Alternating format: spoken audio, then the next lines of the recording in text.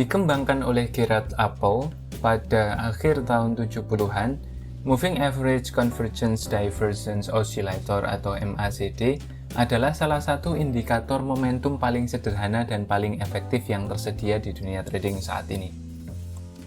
MACD mengubah dua indikator yang mengikuti tren atau trend following, yaitu moving average menjadi osilator momentum dengan mengurangi moving average yang lebih panjang dari yang lebih pendek.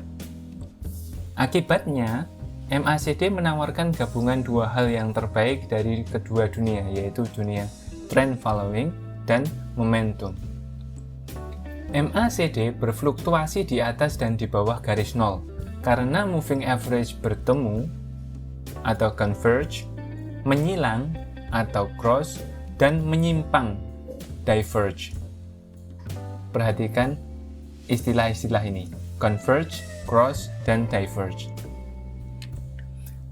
Trader dapat mencari persilangan atau crossover garis sinyal, lalu kemudian persilangan garis tengah atau garis nol, dan divergensi untuk menghasilkan sinyal. Karena MACD tidak terbatas, adalah tidak terlalu berguna untuk mengidentifikasi level overbought dan oversold.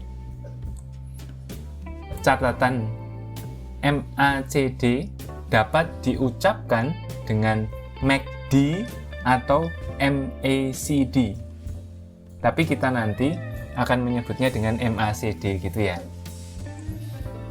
Berikut ini adalah contoh grafik dengan indikator MACD di panel bawah. Perhatikan panel yang bawah ya. Panel yang atas ini adalah grafik harga dengan bar chart, lalu kemudian yang di bawah itu adalah indikator MACD. Garis MACD adalah exponential moving average atau EMA 12 hari dikurangi EMA 26 hari. Ya. Perhatikan garis MACD adalah yang berwarna hitam. Perhatikan gambar di layar baik-baik. Harga penutupan digunakan untuk moving average ini. EMA 9 hari dari garis MACD diplot dengan indikator untuk bertindak sebagai garis sinyal dan mengidentifikasi pembalikan. Perhatikan gambar garis yang berwarna merah, itu adalah garis signal atau signal line ya. Itu merupakan EMA 9 hari. Histogram MACD atau MACD mewakili perbedaan antara MACD dengan EMA 9 hari, yaitu garis sinyalnya. Ya. Sekali lagi, histogram MACD ini mewakili perbedaan atau jeda di antara MACD, garis MACD yang berwarna hitam itu dengan garis signal line yang berwarna merah itu.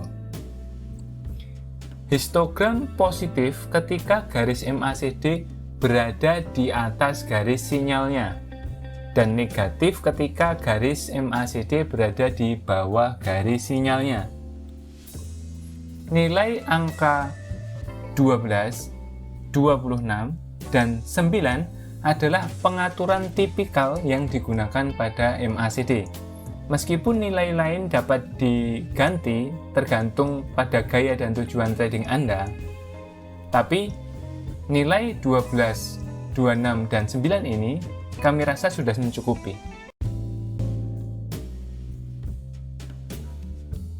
Seperti namanya, MACD adalah tentang konvergensi dan divergensi dari dua moving average. Konvergensi terjadi ketika moving average bergerak menuju satu sama lain. Divergensi terjadi ketika moving average menjauh satu sama lain.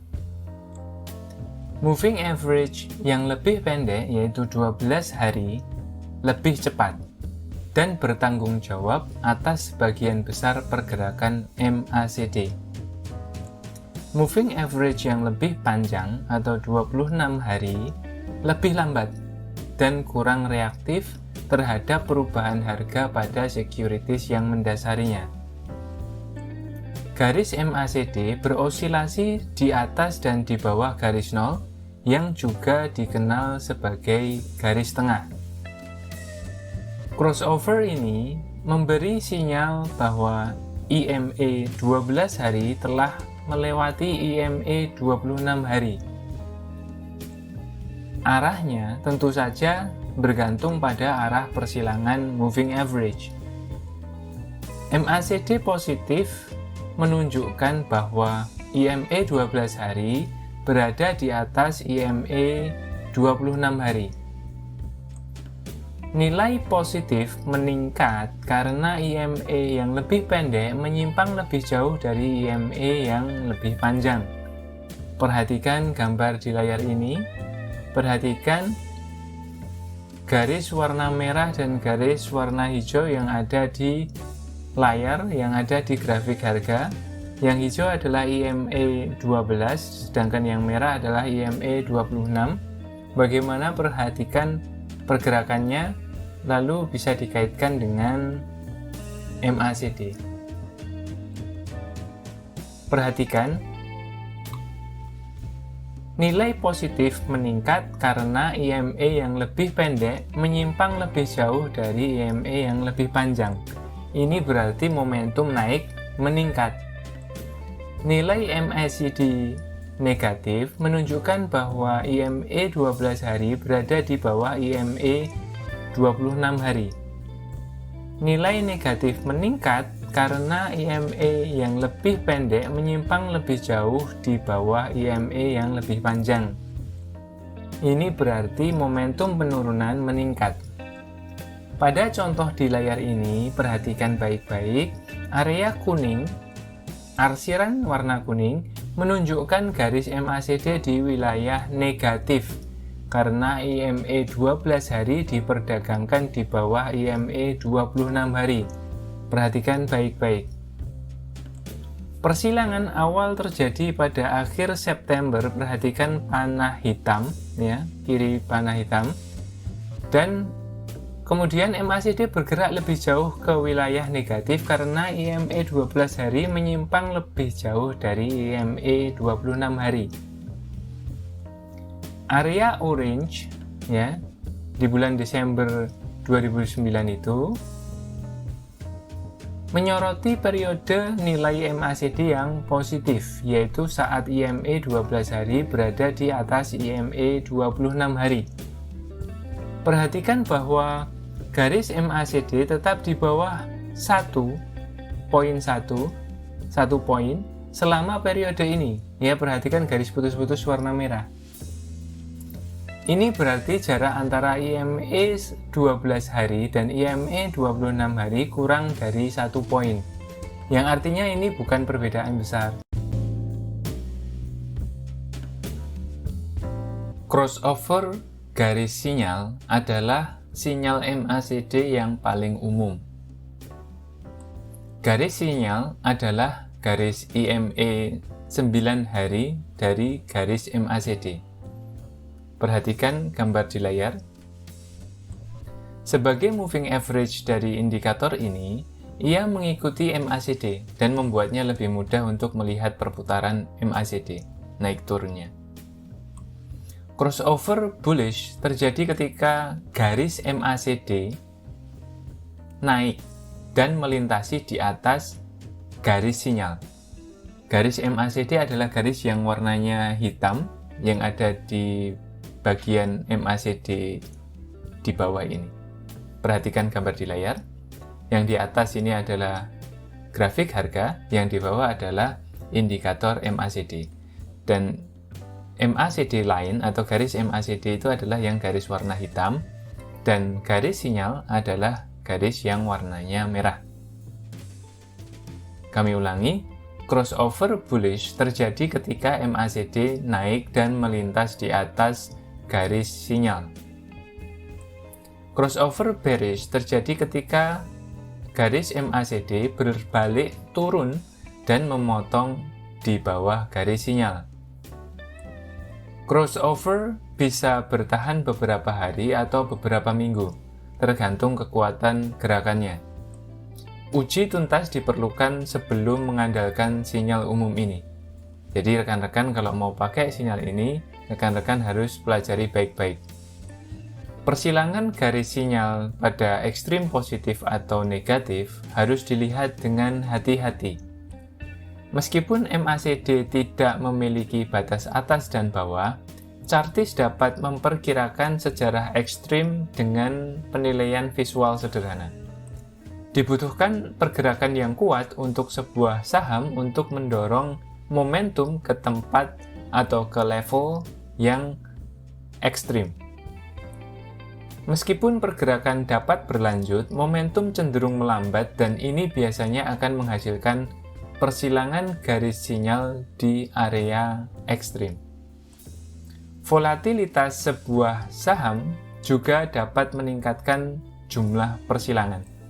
Grafik di layar ini, perhatikan baik-baik, menunjukkan sebuah saham dengan EMA 12 hari yang warnanya hijau.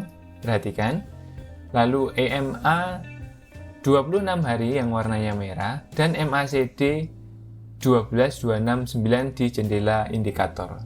Jadi di atas ini adalah ada grafik harga, ya. Lalu yang garis warna hijau adalah EMA 12 hari, yang garis warna merah adalah EMA 26 hari, sedangkan yang di bawah di bagian jendela indikator adalah indikator MACD dengan setting 12, 26, dan 9 dengan garis MACD yang berwarna hitam dan garis sinyal yang warnanya merah. Perhatikan gambar di layar, ada 8 persilangan garis sinyal dalam 6 bulan, ya. 6 naik dan 4 turun, 4 naik dan 4 turun. Ada beberapa sinyal bagus dan beberapa sinyal buruk.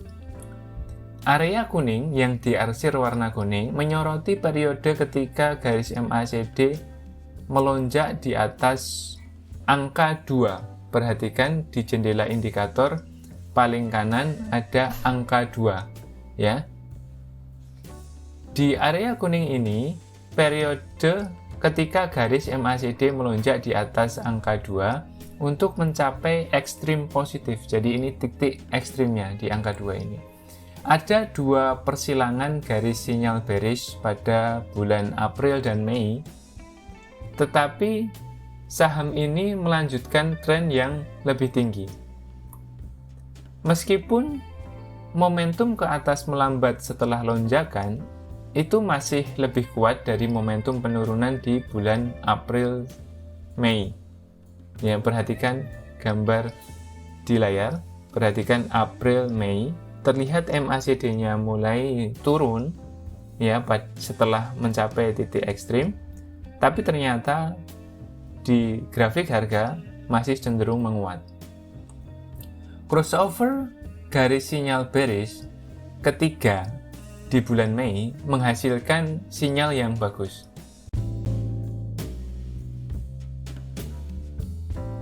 Perhatikan gambar di layar Anda saat ini. Crossover garis tengah adalah sinyal MACD paling umum berikutnya sebelumnya kita membahas tentang crossover MACD lain dengan signal lain. Crossover garis tengah bullish terjadi ketika garis MACD bergerak di atas garis 0 untuk berubah menjadi positif. Perhatikan baik-baik. Ini terjadi ketika EMA 12 hari bergerak di atas EMA 26 hari. Crossover garis tengah bearish terjadi ketika garis MACD bergerak di bawah garis 0 untuk berubah menjadi negatif. Ini terjadi juga ketika EMA 12 hari bergerak di bawah EMA 26 hari. Crossover garis tengah dapat bertahan beberapa hari atau beberapa bulan, tergantung pada kekuatan tren. MACD akan tetap positif selama ada tren naik yang berkelanjutan. MACD akan tetap negatif ketika ada tren turun yang berkelanjutan. Grafik di layar Anda saat ini menunjukkan saham yang setidaknya 4 kali mengalami persilangan garis tengah dalam 9 bulan. Perhatikan garis putus-putus vertikal warna pink dan warna hijau. Perhatikan anak panah ke arah bawah yang berwarna merah itu adalah lokasi di mana MACD memotong garis tengah atau garis nol ke bawah sehingga nilainya menjadi negatif. Sedangkan garis atau anak panah warna hijau yang arahnya ke atas itu menandakan area di mana MACD mulai bergerak ke arah positif.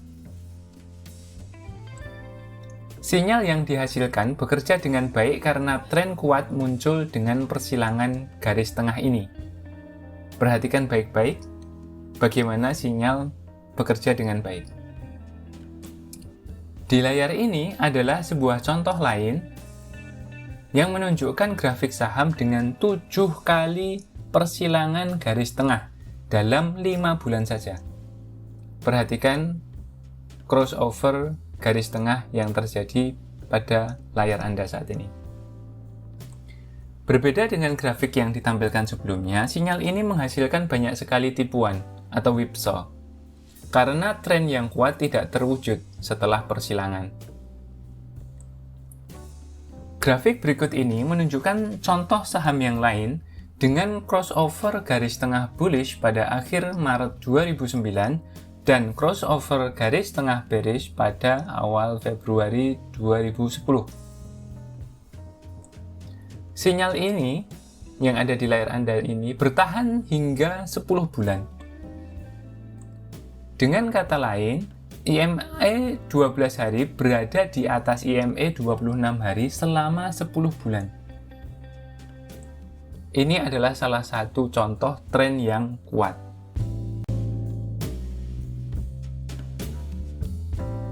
Divergensi terbentuk ketika MACD menyimpang dari pergerakan harga saham yang mendasarinya. Divergensi bullish terbentuk ketika saham mencatat lower low dan MACD membentuk higher low. Low yang lebih rendah dalam harga saham menegaskan tren turun saat ini. Tetapi low yang lebih tinggi di MACD menunjukkan momentum penurunan yang berkurang. Meski menurun, momentum arah ke bawah masih melampaui momentum arah ke atas selama MACD tetap berada di wilayah negatif. Momentum penurunan yang melambat kadang-kadang dapat menandakan pembalikan tren atau rally yang cukup besar. Grafik di layar ini, perhatikan, menunjukkan saham Google dengan divergensi bullish pada Oktober-November 2008. Perhatikan baik-baik gambar di layar. Perhatikan bulan Oktober dan November. Perhatikan garis-garis yang ada di layar Anda. Hal pertama yang perlu diperhatikan adalah bahwa kita menggunakan harga penutupan untuk mengidentifikasi divergensi. Moving average MACD didasarkan pada harga penutupan, dan kita juga harus mempertimbangkan harga penutupan dalam harga saham. Kedua, perhatikan bahwa ada reaksi pergerakan dari posisi terendah atau lembah atau trough yang jelas karena pergerakan harga saham Google yang ada di layar ini dan garis MACD-nya memantul di bulan Oktober dan akhir November. Ketiga, perhatikan bahwa MACD membentuk titik terendah yang lebih tinggi saat saham Google ini yang di layar ini membentuk titik terendah yang lebih rendah di bulan November. MACD muncul atau naik dengan divergensi bullish dan persilangan garis sinyal pada awal Desember. Perhatikan signal line cross yang ada di layar. Pergerakan harga saham di layar ini mengkonfirmasi pembalikan dengan penembusan resistensi. Perhatikan breakout yang ada di layar. Divergensi bearish terbentuk ketika saham mencatat ketinggian atau high yang lebih tinggi atau higher high, dan garis MACD membentuk ketinggian yang lebih rendah atau lower high. Ketinggian yang lebih tinggi dalam saham, ya, titik tertinggi yang lebih tinggi dalam saham adalah normal untuk tren naik, tetapi tinggi atau ketinggian yang lebih rendah di MACD menunjukkan berkurangnya momentum naik. Meskipun momentum naik mungkin berkurang, momentum naik masih melampaui momentum turun selama MACD positif. Menurunnya momentum ke atas kadang-kadang bisa menandakan pembalikan tren atau penurunan yang cukup besar. Di layar ini, perhatikan baik-baik, kita melihat pergerakan saham GameStop ya, sebagai satu contoh, dengan divergensi bearish besar dari Agustus hingga Oktober. Perhatikan dari Agustus hingga Oktober.